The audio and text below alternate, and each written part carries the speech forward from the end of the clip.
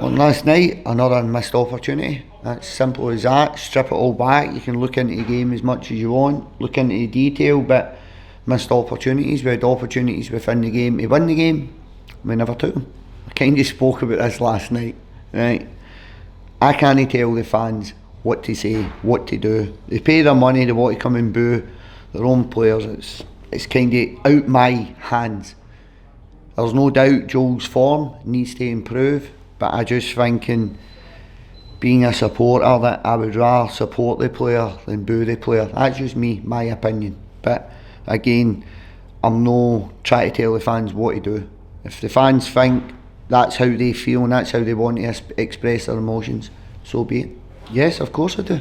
Of course I do, because it's not the first time. Probably not the last. It happened a good bit last year with Nicky Devlin when he signed his pre-contract. So it's disappointing, if I'm honest. It's disappointing. I understand the frustrations, but by booing him, he's not going to make the situation any better. There's no way Joel Newbley goes on that park to maybe not have a good game. There's no doubt that his form's a wee bit off where it was last year, but for me, he's still doing enough and contributing to the group, and that's the difficult part. So they all expected Joel Newbley they seen last year to turn up. It doesn't always happen. I could probably, including myself by the way, go through every one of our performances this year, and we're the bottom of the league for a reason. Every one of our performances are below standard to where they were last year. So it doesn't fall in one isolated player, and that's the difficult part for me. So I think it's a minority that are booing. I don't think it's a majority, but unfortunately the minority is. In modern society, the minority are the ones that are the loudest. I think it's part of football. It's a part of the game I don't like. I think as a club we're slightly different. We've not got a huge amount of fans, so it feels a wee bit more personal. It's more of a community aspect of this club. So I think we're big on the community, the family, and then when that happens it kind of puts a wee bit of dampener on that, if that makes sense. But listen, the fans, if that's how the fans are want to express their emotions, I can't really tell them to sit here and do it any differently. I just know me as a fan. It's not my method, it's not how I would like to express my emotions. I'm probably always been the one that would try and jump in the bandwagon and help the player. But it's modern day it's modern day society. It's no modern day football, it's modern day society. And I think it's the minority. Go back to the minority. Huge, but we've got no divine right to go to Motherwell and pick points up the bottom of the league for a reason. Every one of us need to get our finger out. We need to do more within games. I can't keep coming in and saying it's a missed opportunity, it's a missed opportunity, it's a missed opportunity.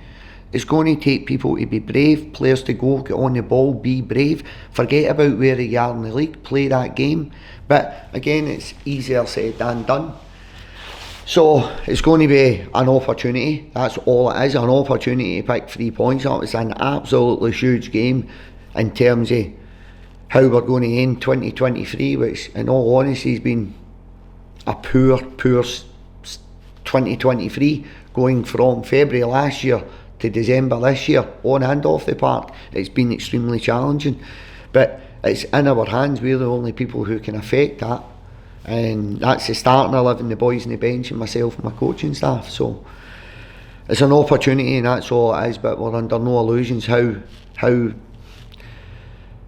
big an opportunity is in front of us, in terms of if you can manage to pick a win up, it does close that gap. But if you flip that on its head, you don't win that game of football and you get beat, the gap gets even bigger, the job becomes even harder.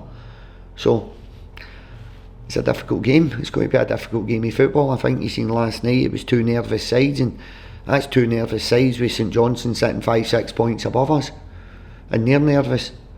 Do you know what I mean? So it's going to be who handles the occasion better, I think. Bits and bobs, but I'll be honest, there's no money.